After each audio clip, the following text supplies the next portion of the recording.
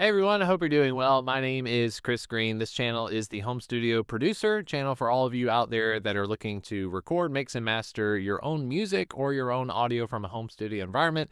Today's video, we're going to be talking all about vocal tuning. I've got a few different solutions for you to consider, different price points, but also different workflows that you need to consider if you're looking to get into this stuff. Now, this is a part 2 of a series of videos I'm doing kind of on Mixing 101. If you missed the last video, we basically talked about setting your audio levels both for when you're recording and then after you've recorded, using things like clip gain to go through and get an even performance. This is very important that before you go to mix, before you start throwing on compressors and EQs and everything like that, this is kind of like the assistant editor kind of mode. So if you want access to these stem tracks, you're welcome to download them over at Patreon. You can click links in the description for any of that stuff. I will say that this is a live recording of a song that was recorded at church. It's very acoustic. We've got 2 acoustic guitars, we've got a box drum, we've got a piano, a lead vocal, and then 3 background vocals. So if you missed the first video, you can certainly go back and watch any of that. I will say there are some links in the description. So if you want to support the channel and you're looking to shop and get some more products in the meantime, I do have some affiliate links. So you can do shopping online with YouTube. I usually link stuff from Guitar Center and Sweetwater because I've been using those for years and years. And affiliate links, they don't cost you anything extra whatsoever, but it does give me a little commission every time you follow through the links and make a purchase. So if you're looking to get a pair of headphones or you're looking to get a nice microphone like the Neumann TLM 103, that can certainly be helpful to the channel, and you get a great microphone in the meantime. So just to cover a little bit of what's happened since the last video, I didn't want to bore y'all to death going through and doing a bunch of clip gain, but I will say whenever you go to mix, obviously the lead vocal is going to be number 1. So when you are spending more time on the lead vocal, I would obviously spend more time kind of nitpicking the lead vocal than I would something like background vocal number 3. So as you can see on the top lead vocal track, this one that's in light blue, you can see a bunch of this clip gain automation happening right here. You can see different sections, but I've got the waveforms expanded. So down here at the bottom right of PreSonus Studio One, if you're on the main window here, you got this little burger stack. You can actually expand what you're able to see. So this may be like the default, but I want to zoom in. I want to get really close. So even though I'm expanding these waveforms, it's not getting louder. It's just allowing me to see more information. So what I do is I find a spot like here on the bottom of the light blue track. You can see that this waveform is just barely touching this bottom line. I'll kind of use that as my standard. And you also want to look at the top too, because waves go up and down. So every now and then, periodically, I do want to see it getting close to that line if possible. So you can see there's a lot going on with the lead vocal. I'm not going to go through and clip gain the instruments. Usually with piano and acoustic guitar, there's not that much dynamic happening that isn't intentional. So if I'm playing lightly on the acoustic guitar, I definitely want to. But with vocals, it's a little bit different because a vocal, you want to be able to hear like every single syllable if possible, especially before you get to compression. So acoustic guitar tracks and such. Down at the background vocals, the only thing I've done since our last time together was I kind of muted certain sections. So in PreSonus Studio One, you can use the split tool if you want, or the slice tool, just number 3 on your keyboard by default. You can go in and make all these little cuts. You can cut up the audio, and then any of these clip regions that you aren't interested in using, like this clip region here, I can just hold Shift and then press M, and it will mute that audio region. So here where there's nothing happening on the background vocal, I just decided to go ahead and mute that because the background vocals are not meant to be like first in front on the mix. So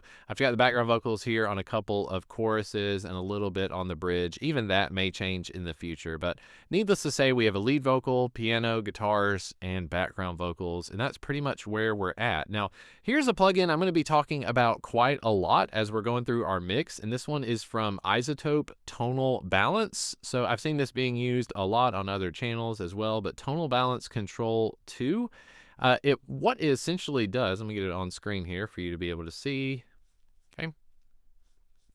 What it does is it gives you a frequency readout of some of the more popular releases of songs. So you can go in here to the preset and you can click through and load like a country preset, EDM, folk music, hip hop, and it's generally just taking like a general view of frequencies that are represented in those genres. Not only that, but you can actually load your own audio file. So create target from audio file. I've done this with this song because since this is a cover song, I found another acoustic cover from the original artist and I've uploaded it as my reference track. And so it only took literally just a second for isotope tonal balance control to give me a readout of here are where the tonal balances are within the song. So we see the lows are down here, low mids, and so forth. If I just play a little bit of the song, I'm going to go back to maybe near the beginning here. We'll just start near the front. As it's playing, I want you to see how it's giving us a representation of the blue region. This is where our lows need to be if we're going to match up with the reference. Here's where our low mids need to be, and so forth. So we haven't done any mixing, but just take a look at what it's doing, and we'll go from there. The land I've always known, but I've never seen. Some call it paradise, or the land. So you can see just from our readout, our lows are pretty consistent. We do need to have a little less of them.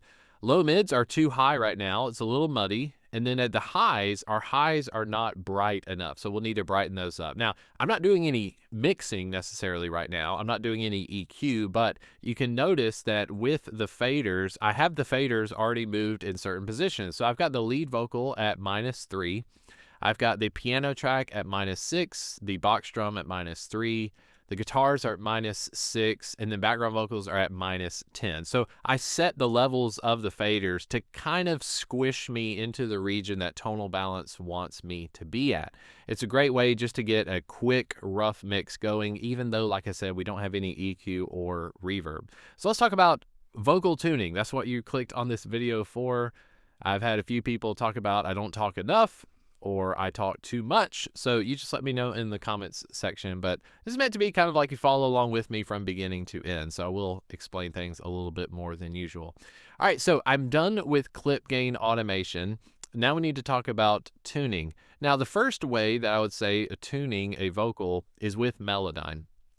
Studio One, way back in the day, and it probably holds true even now. Studio One comes with the Essentials, I believe it's what they call it, the intro version of Melodyne. But Melodyne integrates wonderfully with PreSonus Studio One. So I can right-click this audio region. You want to make sure you've got your entire track's worth of audio selected. So on the lead vocal here, I'm going to right-click. And let's see, we're going to go into audio and then edit with Melodyne, which is Command M if you're on the Mac. So Melodyne is built in to PreSonus Studio One. You will need to activate it with your account. You can also use Melodyne as a standalone app. Now I've upgraded to like Melodyne Assistant or whatever it's called. Yeah, so Melodyne Assistant, it's kind of like the semi-pro version of Melodyne. But as you can see, it has analyzed our lead vocal and it's placed it on this pitch grid. So all along here, we can see all of these notes and we can see if stuff is in tune or not. So if I just want to zoom in here, I'm just going to use my trackpad just to zoom in on this little cluster of notes. I'm going to click on measure 5. Now I will say this song was not performed to a click track, so it's not going to be on the grid. I'm not going to bother with quantizing stuff on this song. We'll get to that in another song in the future. But don't pay attention to like if stuff's right on the downbeat for measure 5. It's not on the grid whatsoever. So all intents and purposes, measure 5, I'm going to take a listen here. I'm going to solo our lead vocal. And let's listen to this little cluster of notes and see if we can get it in tune. My heart belongs to a country and a king. Okay, not so bad. You can see this is a great way, I think, for Melodyne if you're new to vocal tuning, or maybe you're somebody that's not able to hear with ease stuff that might be flat or sharp. Because you've got this visual readout, you will start to pick up things. You'll start to notice stuff is sharp because you've seen it with your eyes and then you hear it happening. And it's a good way just to train yourself on what to do. But I'm very basic when it comes to Melodyne. I'll show you what I do and you can go from there. But just know it is it's as complicated as you want it to be. So starting out, what I used to do is I would just hit Command A. And Command A will highlight all of the notes on the vocal track. So as you can see, I've got everything from the bridge, even when he's not singing, there's stuff being selected. And what I would do is I would go to this button here, and this is for like macro editing. So this gives you the same sort of effect that auto-tune would do. This is just going to apply tuning to every single note that I have highlighted. So pitch center, watch what happens as I drag this up. You can see that the pitches start to kind of squish into where they need to go. Now, Melodyne at this moment doesn't know what key we're in. It is set to D major, so good on them. So it does know that we are in D major, but you usually need to set the key ahead of time to let it know. But if I set it to 100%, now let's take a listen to what happened. My heart belongs to country and a king. Sounds great. Melodyne is by far one of the more transparent vocal tuning apps, so you may choose to do this. I will say though, if you are not a confident singer and you need to like make sure that stuff is on the grid, don't use this macro editor, because what it will do is it will move notes into the wrong area. So if I'm supposed to be singing the note G, and I'm actually singing so sharp that I'm closer to the note A, it will slide me up to the note A, which would be wrong. I need it to go down to G. So depending on how out of tune you are, could be a good thing, could be a bad thing. You could also slide this down to something like 30 or 40% if you want it to be even more subtle. Pitch drift, we're going to talk about this a little bit. If I slide pitch drift all the way up, let's put the tuning back to 100. So this is just full on tuned. Let's take a listen to that same phrase. My heart belongs to country and a king. You can hear in the background, you hear the guitar. You might have to turn your headphones up for this one, but when it plays the guitar that's in the background, it's trying to pitch correct the guitar, which is a big no-no. I don't want the instruments to get tuned on the lead vocal track. It will cause this sort of phasing and chorusy effect. Take a listen to this.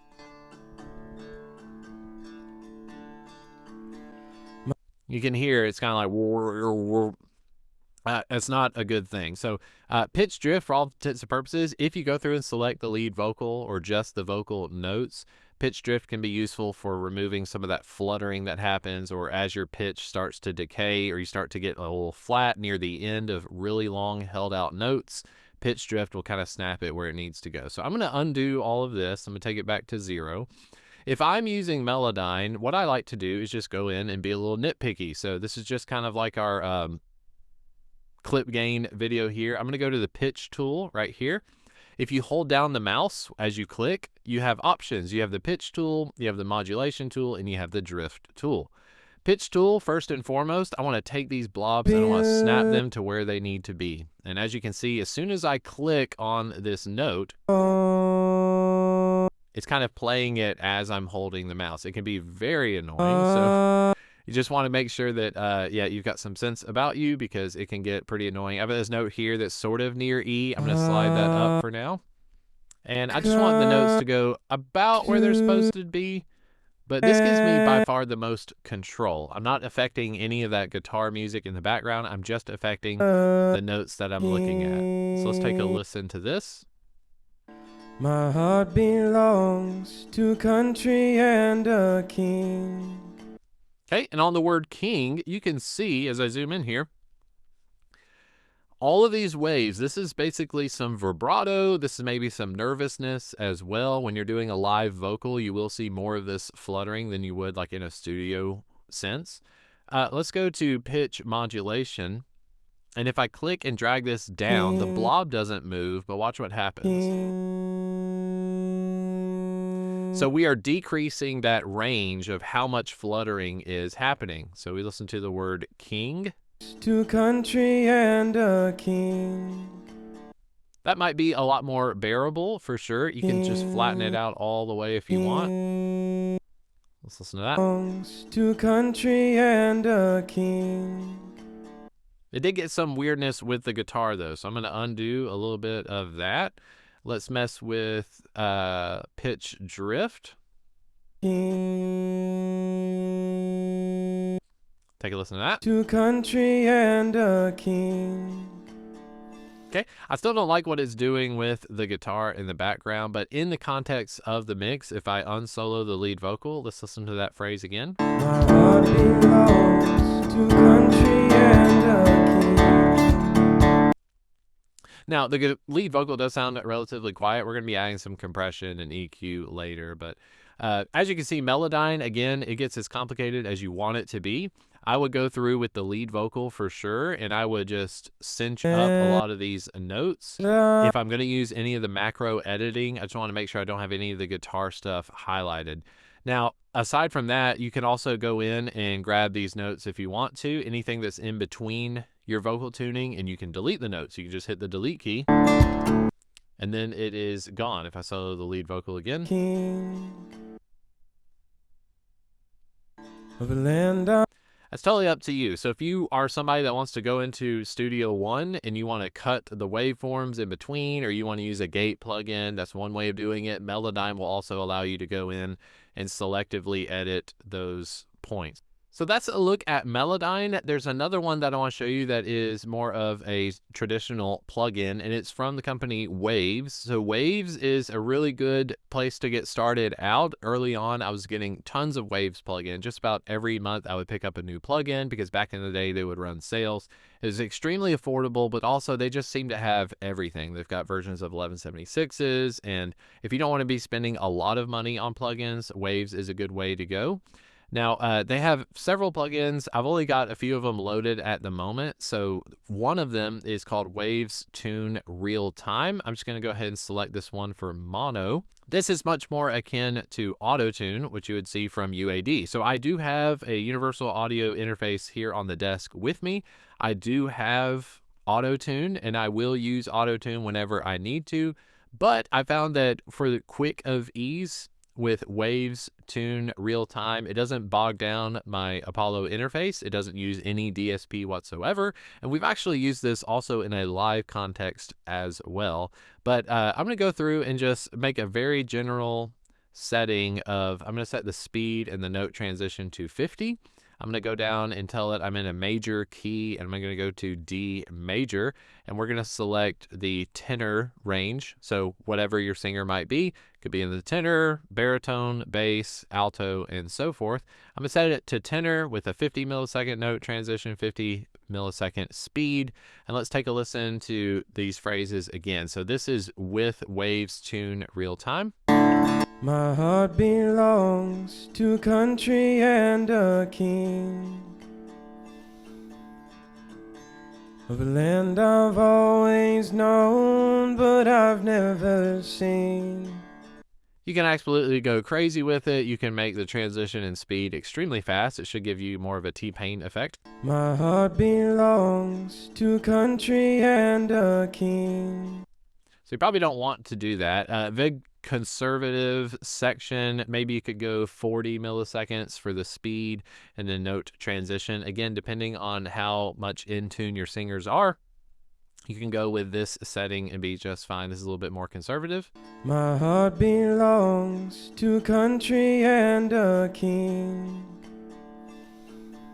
Now, the great thing too about the Waves Tune Real Time, because again, like I said, it's not bogging down your DSP if you're using something like Universal Audio, but also for background vocals, I'm not going to bother too much with stuff like Melodyne. Just time's sake wise, I could probably get away with slapping on the Waves Tune Real Time on these background vocals, and I can be more aggressive with the background vocals because they're not as prominent as the lead vocal is. So I'm going to try a speed of 30 milliseconds with the background vocals, and we'll go to a section where the background vocals are singing.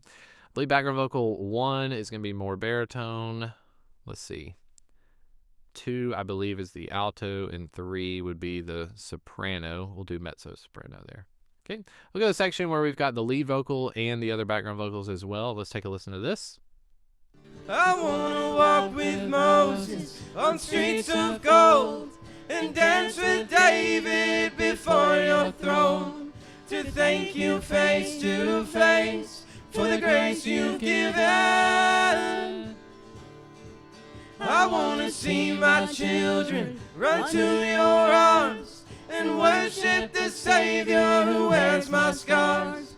There's an ache in my heart I'm homesick for heaven. Yeah, this section here, I'm homesick for heaven. I'm going to go ahead and make a cut here. I'm going to have all of the background vocals muted there. Again, Shift M. My heart, I'm homesick for heaven. And see, there's a note there as we're looking at the Waves tune. It's just a lot of vibrato on Jonathan's vocal here, the lead singer. For heaven. See it fluttering a lot. So downside of using something like the Waves tune real time or using auto tune is you're just kind of making this blanket setting for all of your notes. You can go in and cut this up, of course, or you can automate the plugin, but at that point I would just be leaning on Melodyne. So what I'm going to be doing behind the scenes in between now and this next video is I'm going to go through on the lead vocal. I'm going to go through Melodyne and nitpick all of these little notes. I'll pretty much just leave the background vocals like they are, because as we get into mixing with EQ and reverb, stuff will start to sound a lot more natural and we'll be able to put it in its own space. Let's just take a listen to this section here. I'm going to go through with Jonathan's vocal. Let's do that trick with Melodyne where we're just going to highlight all the notes with Command A. Then I'm going to go to macro and let's get it to around 50 for pitch drift and 50 for that. And we'll take a listen with all the tracks onto this little section here. I wanna walk with Moses on streets of gold and dance with David before your throne, to thank you face to face for the grace you've given. I wanna see my children run to your arms and worship the Savior who wears my scars. There's an ache in my heart, I'm homesick for heaven. Great. So I hope you've enjoyed this video on vocal tuning. It's giving you a little bit of a heads up on Melodyne and then Waves Tune real time. I'll try to put links in the description of the video if you're interested in checking out either of those plugins. Also, I'll let you know that at the timing of recording this video, we are headed into the new year 2026. I did notice that Studio One is actually on sale. So if you're looking for a perpetual license of Studio One, be sure to check the product links on this video so you can pick it up at a discounted price. If the sale isn't on, I would just recommend that you check out the subscription to Studio One.